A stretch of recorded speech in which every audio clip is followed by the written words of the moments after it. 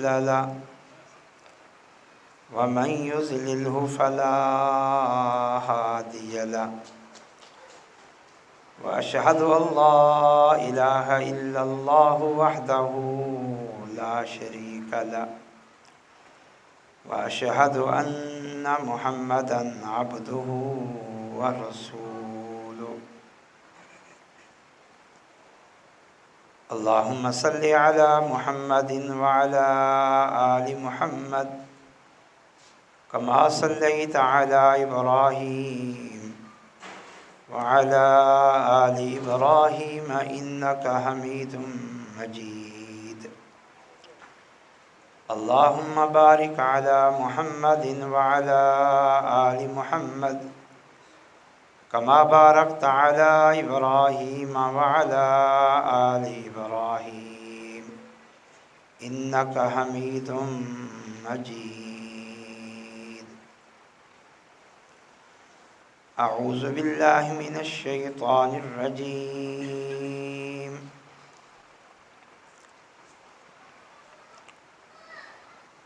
يا أيها الذين آمنوا ادخلوا في السلم كافة ولا تتبعوا خطوات الشيطان إنه لكم عدو مبين۔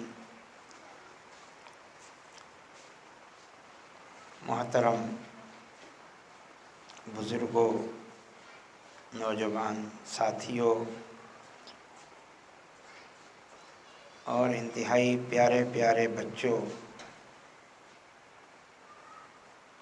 اور جہاں جہاں تک میری آواز جا رہی ہے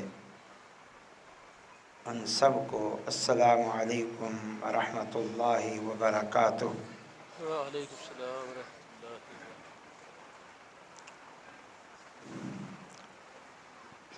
اللہ تعالیٰ کی توفیق سے، اس کے فضل و کرم سے ہمیں ماہ رمضان نصیب ہوا، اور اللہ تعالیٰ کی توفیق اور اس کے فضل و کرم سے ہمیں ماہ رمضان میں کچھ اعمال صالحہ کی توفیق بھی نصیب ہوئی۔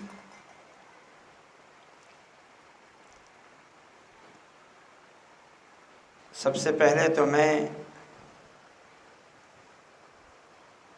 اس ملاقات کے موقع پہ جو عید کے دوسرے دن ہو رہی ہے،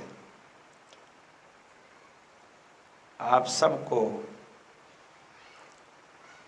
تقبل اللہ منا ومنکم صالح الاعمال کے مبارک الفاظ کے ذریعے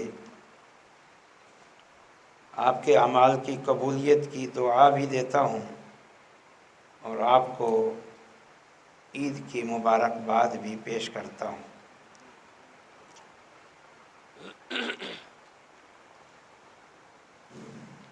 یہ جو الفاظ ہیں تقبل اللہ منا ومنکم،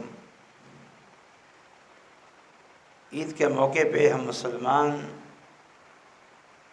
ایک دوسرے کو ان الفاظ کے ساتھ دعا دیتے ہیں، یا یوں کہہ لیں مبارکباد دیتے ہیں۔ ان الفاظ میں اصلاً دعا ہے، جو چاہے عید الفطر ہو چاہے عید الاضحیٰ ہو، مسلمان ایک دوسرے کو دعا دیتے ہیں۔ کس چیز کی؟ اعمال کی قبولیت کی دعا دیتے ہیں کہ اللہ تعالیٰ میرے بھی اعمال صالحہ قبول کرے، آپ کے بھی اعمال صالحہ قبول کرے۔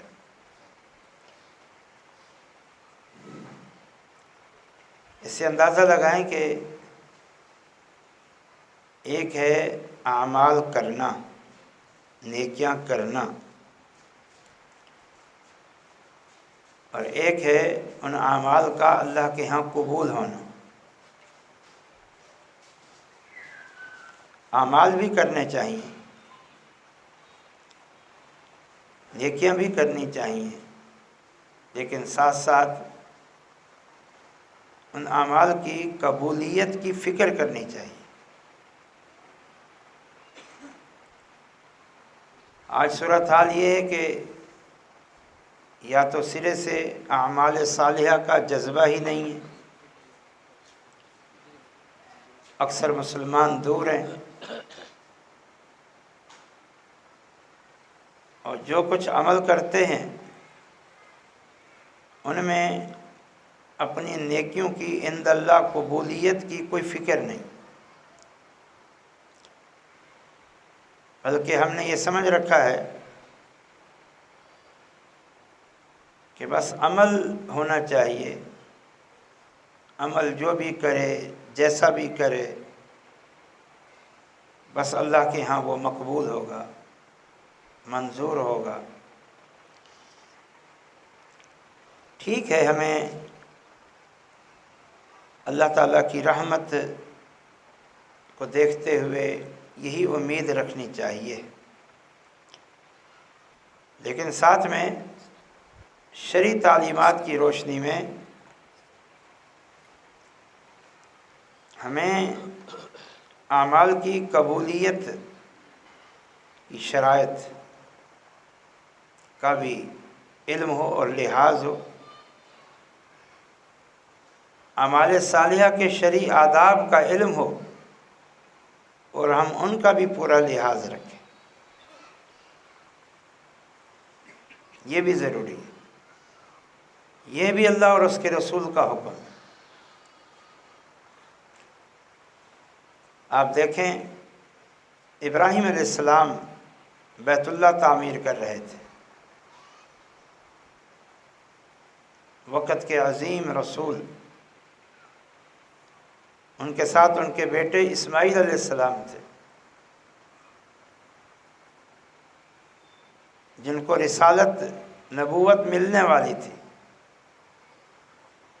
بیت اللہ کی تعمیر جیسا عظیم الشان عمل کر رہے ہیں،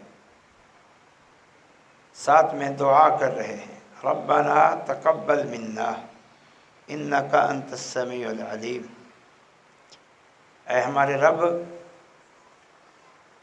ہماری اس محنت، ہمارے اس عمل کو قبول فرما لے،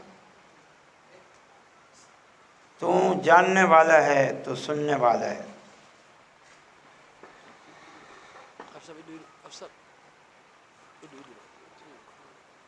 تو یہ بھی فکر ہونی چاہیے، اس طرف بھی توجہ اور دھیان ہونا چاہیے۔ قرآن مجید کا ایک مقام ہے، غالباً سورۃ المؤمنون میں ہے، اس میں اللہ تعالیٰ نے اپنے نیک اور صالح بندوں کا ذکر کیا، ان بندوں کا جو واقعتاً نیکی کرنے والے ہیں اور خیر و برکات کی طرف سبقت لے جانے والے ہیں، ان کا ذکر کیا، اور پھر ان کے اوصاف بیان کیے۔ ان اوصاف میں سے ایک وصف ان کا یہ تھا، والذین یؤتون ما آتوا وقلوبهم وجلة انہم الی ربہم راجعون۔ ایک وصف ان کا یہ تھا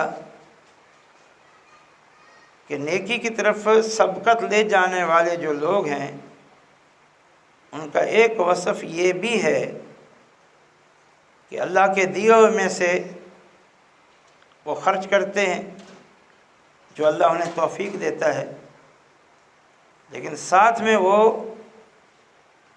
ڈرتے رہتے ہیں۔ سیدہ عائشہ صدیقہ رضی اللہ تعالی عنہا یہ مقام سمجھ نہ سکی،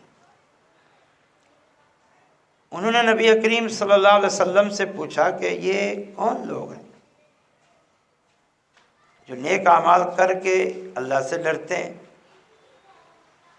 کیا یہ وہ ہیں جن سے زنا سرزد ہوا ہے، چوری سرزد ہوئی ہے، یا کوئی اور گناہ ان سے ہوئے ہیں. اب وہ نیک اعمال تو کر رہے ہیں لیکن سابقہ گناہوں کی وجہ سے ڈر رہے ہیں. تو نبی کریم صلی اللہ علیہ وسلم نے فرمایا، اے صدیق کی بیٹی، یہاں ان لوگوں سے یہ لوگ مراد نہیں ہیں،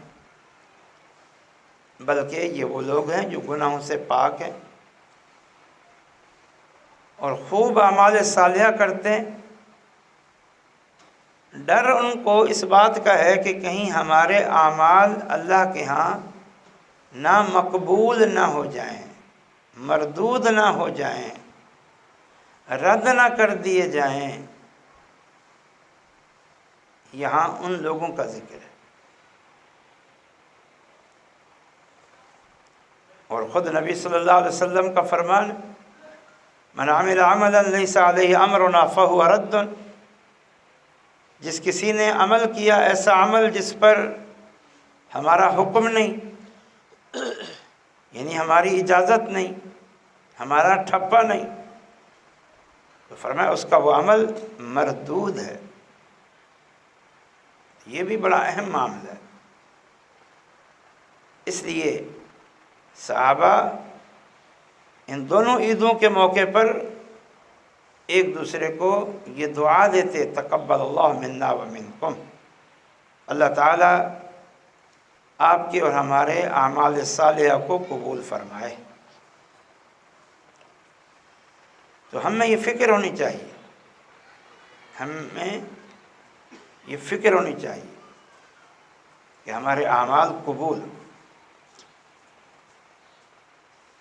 یہ دعا کیوں کی جاتی ہے؟ اس میں کیا معاملہ ہے؟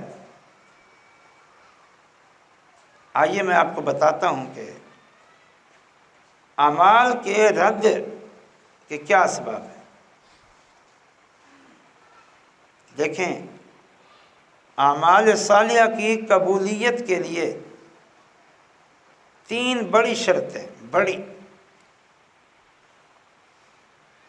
اعمال صالحہ کی قبولیت کے لیے بطور شرط کے.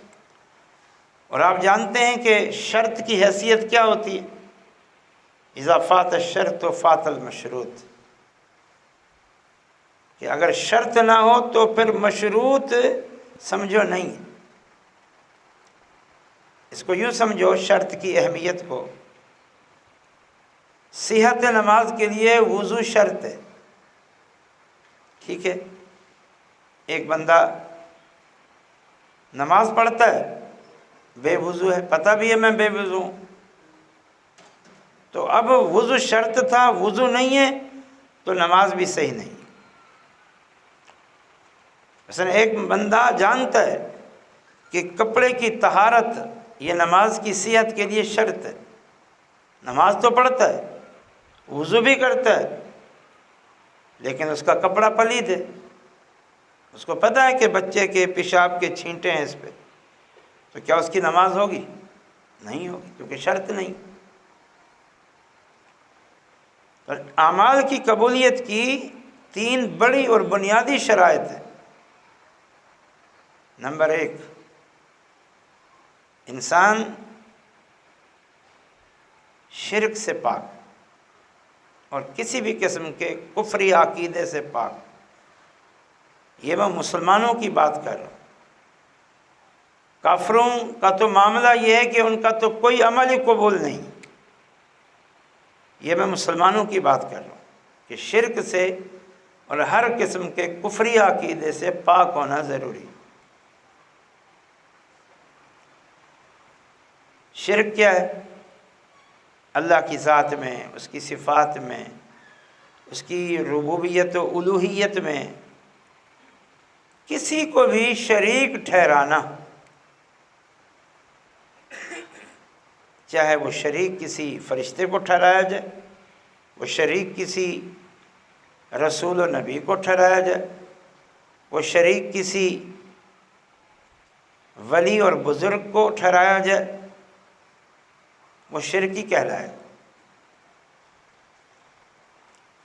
تو یہ پہلی شرط. دوسری شرط،